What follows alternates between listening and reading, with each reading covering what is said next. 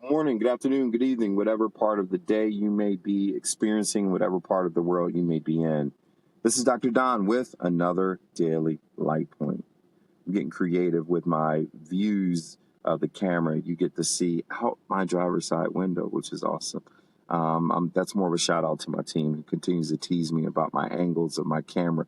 With that being said, we've been talking about this concept of leading with, right? Leading with. We spoke about leading with a multi-generational work group or team.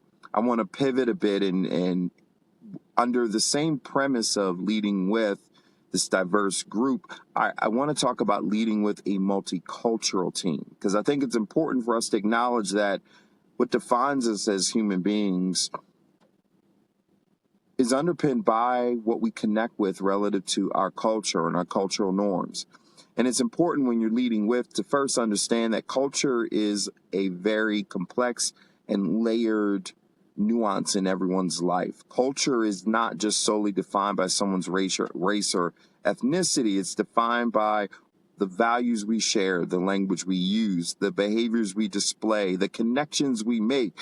And those pillars to how we define culture are shaped through many channels, right? So we can talk about social culture in the context of individuals' experiences and upbringings. We can talk about it through the lens of ethnicity and the dogmas and things that they acquire. We can talk about it through many lanes, but as a leader, it's important for you to navigate leading with a multicultural group by trying to seek to understand the individual and how they define their cultural norms. And a good way to do that is to stick to some exploration of values, an examination of behaviors, an evaluation and an examination of the language that is used and the connections that individuals make, what drives them to make those connections, right? So seeking to understand an individual and how they identify through the cultural lens is very important. So avoiding the presumption of what that looks like or represents because of their race or ethnicity or where they're from or what have you. So it's important to seek to understand. The other piece of that is to avoid leveraging popular culture understanding to help you make a connection to what you believe to be their cultural identity. Avoid misconceptions that are often represented in the popular space relative to someone's cultural norms, because you oftentimes may find yourself being completely inaccurate. And sometimes those references can bring you down a path of potential prejudice, racism, bigotry, bias, the things that you're actually trying to avoid by thinking that popular culture understanding is equivalent to the individual's identity is simply inaccurate. So try to avoid popular cultural connection. The third piece that I would consider in leading with a multicultural team is balancing your desire to be connected and respectful of their cultural norms with cliche, transactional pomp and circumstance. Perfect example. If my cultural my cultural identity includes my African identity as an African American, and I understand that Benin and Togo are among my ancestral groups from Africa.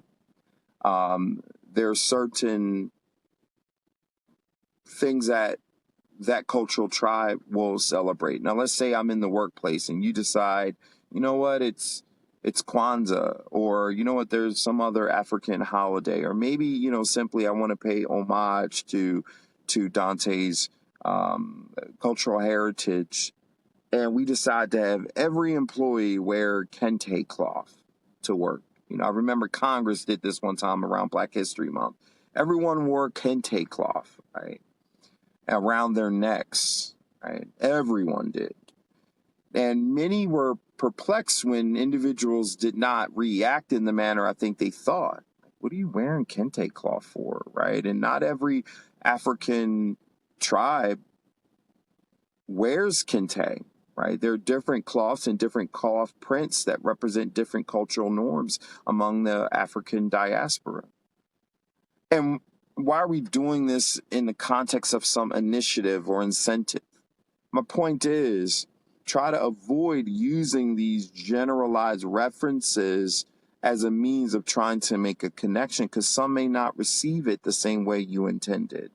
Again, validating what's important in terms of that cultural identity is important.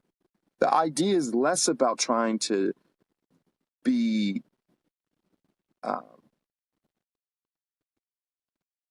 gimmicky. The idea is, I care about what you care about. I respect your cultural norms, whatever they may be, ethnic, racial, socially, or otherwise. And I want to just make a connection with you. So I care enough to want to know and explore it. That brings me to my last point. Encourage your team members through that multicultural lens to share the norms.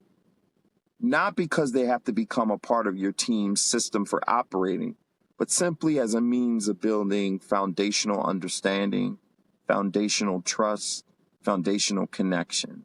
The subtleties in those conversations, just encouraging and creating space for it, sometimes can be the catalyst to bridging the disconnects or misperceptions that occur between work groups of different cultural backgrounds. So to summarize, seek to understand, avoid pop cultural understanding as a means to drive connection, ensure that you don't approach it through a gimmicky transactional lens, and encourage team member connections in pursuit of understanding of what makes up a person's values, beliefs, connections, language that shapes for them what their cultural foundation is and means. With that being said, thank you for tuning into our daily LightPoint. Real leaders, real talk, real time.